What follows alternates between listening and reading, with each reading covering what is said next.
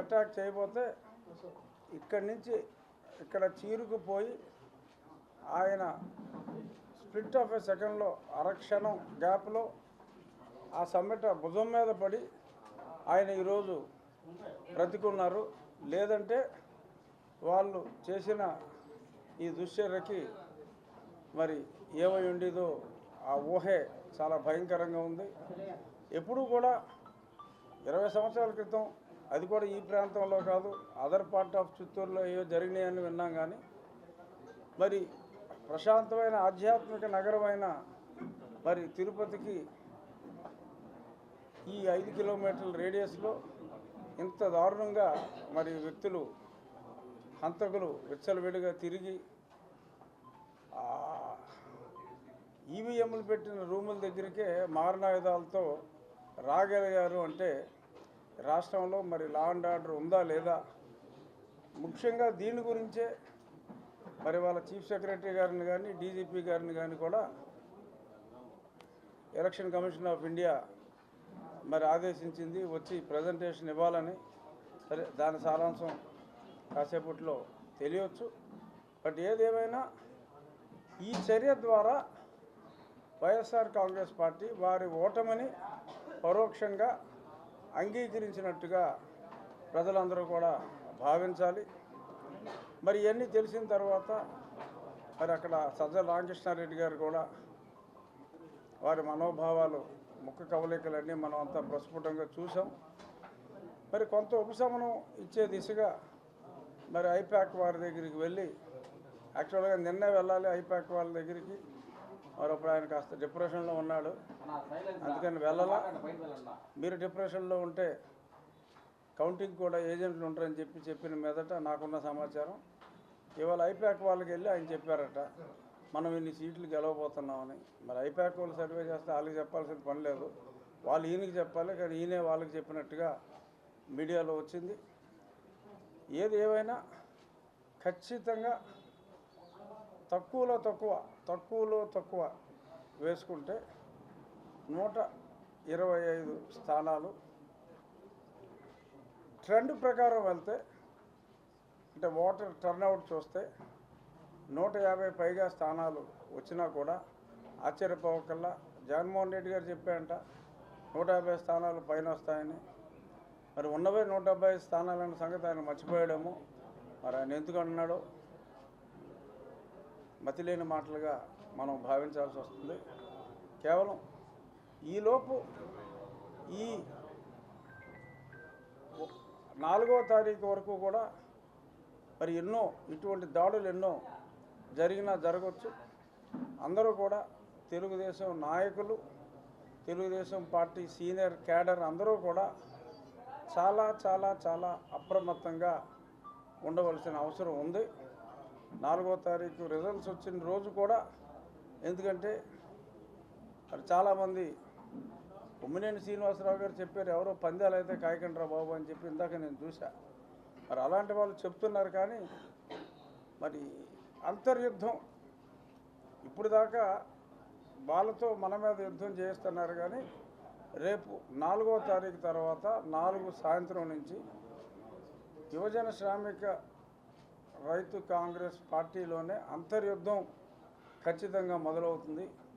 మీ వలన మేము ఇంత దారుణంగా నాశనం అయ్యాం, మేము రోడ్డున పడ్డాం, మీరు ఇలాగ 150 సీట్లు వస్తాయని 25 సీట్లకే పరిమితం అవటం, దానివల్ల మేము ఆర్థికంగా సామాజికంగా అన్ని రకాలుగా దెబ్బతిన్నామని చెప్పి ఒక రెవల్యూషన్ విత్ ఇన్ ది పార్టీలోనే, వాళ్ళ పార్టీలోనే రెవల్యూషన్ వస్తుంది.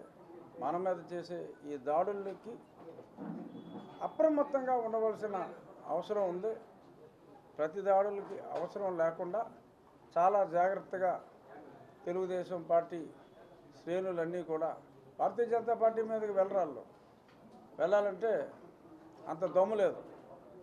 సో కాబట్టి వాళ్ళ దృష్టి అంతా కూడా ఎక్కువగా తెలుగుదేశం పార్టీ కేడర్ మీద ఉంటుంది. కాబట్టి తెలుగుదేశం పార్టీ కేడర్ అయితే అత్యంత అప్రమత్తంగా, ఎస్పెషల్లీ పోటీ చేసి ఆల్మోస్ట్ అందరూ గెలవబోతున్నారు. కాబట్టి నాకులాగా నాని గారిలాగా పోటీ చేసిన వాళ్ళందరూ కూడా చాలా చాలా చాలా జాగ్రత్తగా సెక్యూరిటీ అలర్ట్తో ఉండాలి అని చెప్పి మొత్తం అందరికీ తెలుగుదేశం పార్టీ శ్రేణులందరికీ కూడా నా విజ్ఞప్తి.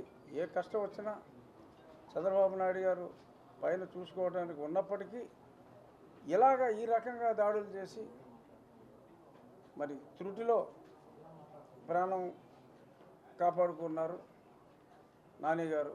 ఆయనకి మరి ఆ వెంకటేశ్వర దయతో ఆయన ప్రాణాలు కాపాడుకోగలిగారు అనేది నా అభిప్రాయం.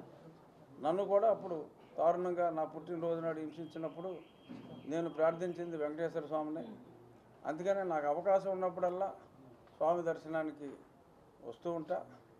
ఇప్పుడు కూడా ఎన్నికలు అయిన తర్వాత 4-5 రోజుల తర్వాత రావాల్సింది. ఈ నాని గారి సంఘటన తెలుసుకొని వారిని కలిసి దర్శనం చేసుకోవడం కోసం నేను తిరుపతికి రావటం జరిగింది.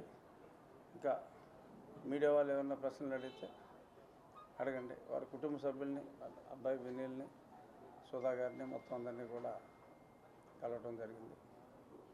అత్యంత దారుణం. ప్రతి ఒక్కరూ కూడా, ప్రతి ఒక్క పౌరుడు కూడా ఖండించవలసిన అవసరం ఉంది. అందరూ కూడా ఖండిస్తున్నారు కూడా. ఇదేమి నీతిమాలిన రాజకీయం అంటూ.